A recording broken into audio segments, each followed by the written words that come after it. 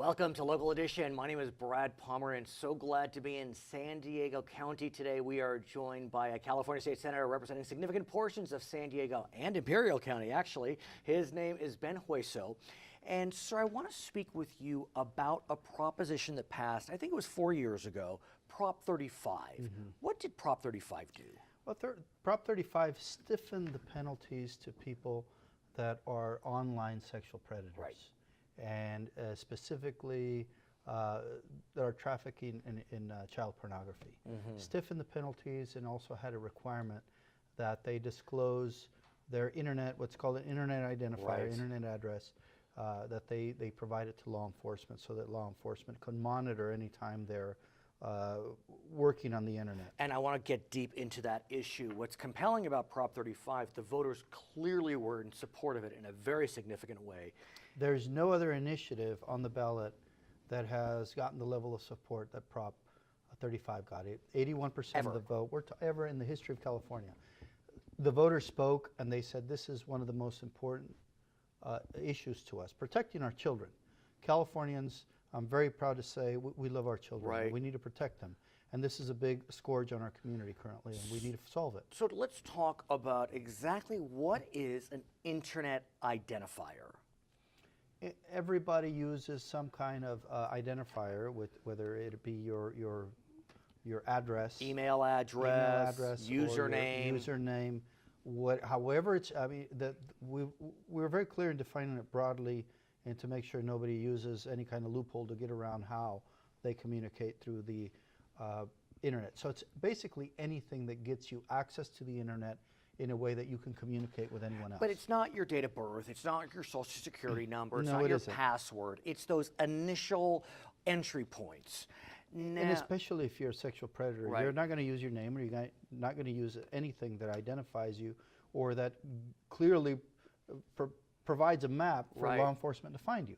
So this bill attempts to do that. So let's talk about this bill, because Yes. this bill was mandated by a court in the state of California.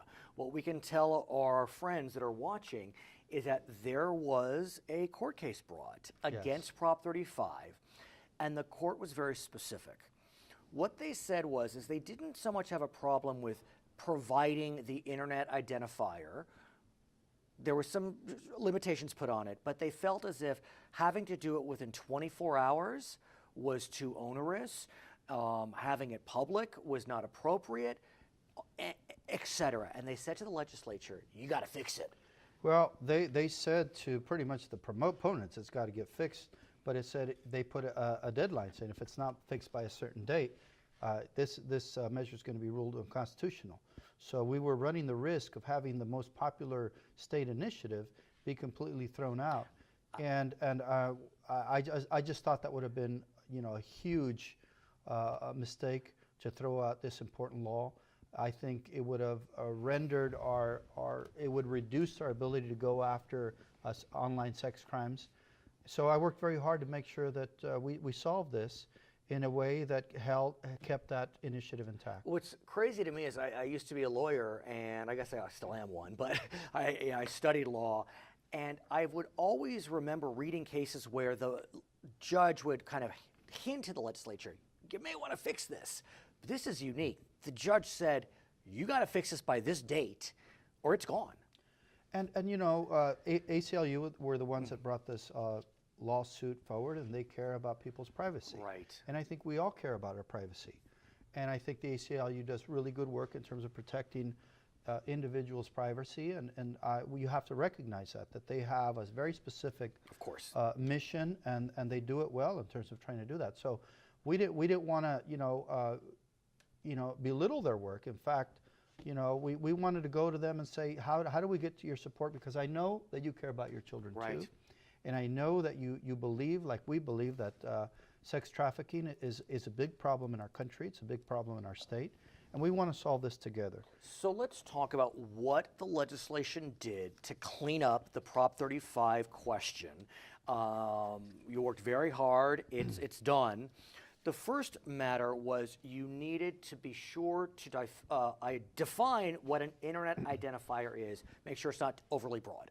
Right. We worked on defining internet identifier. We worked on providing a reasonable time frame for people to explain.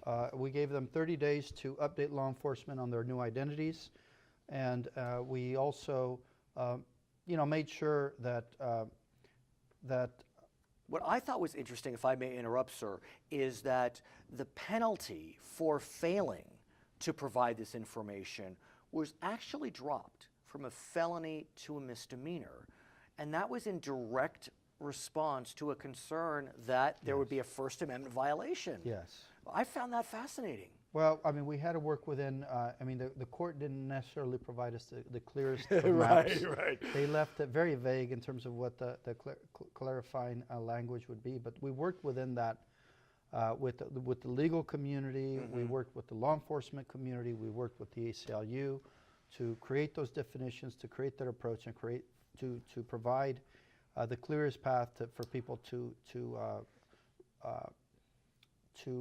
turn in their information. But we want to make it very clear that if you don't do it, you're going to be violating the law, you're going to be committing a crime. And we didn't want that to be the biggest crime. We wanted, to focus our resources where we need them.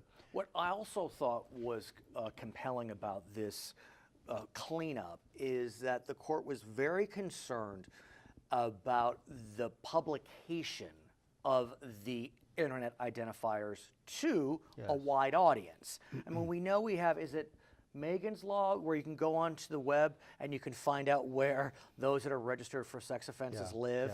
Yes. That's been upheld. But what the court said very clearly is, if you want to provide internet identifiers to law enforcement, that's one thing. To provide it to the public in general, that's another. I think generally, especially when the internet is used by a lot of people to perform their jobs, to shop online, to get access to services, there opens up a real scenario in which people can be discriminated against just because of their past. And that is not our intent. We don't want to single anybody out, ridicule them, tar and feather them publicly. What we want to do is we want to cut down on sex trafficking. That's our ultimate goal. And we looked at what are we trying to accomplish here. And that's what we worked on in terms of crafting a law that would do that. It's going to protect people's privacy rights, but it's also going to help law enforcement target a very certain specified population.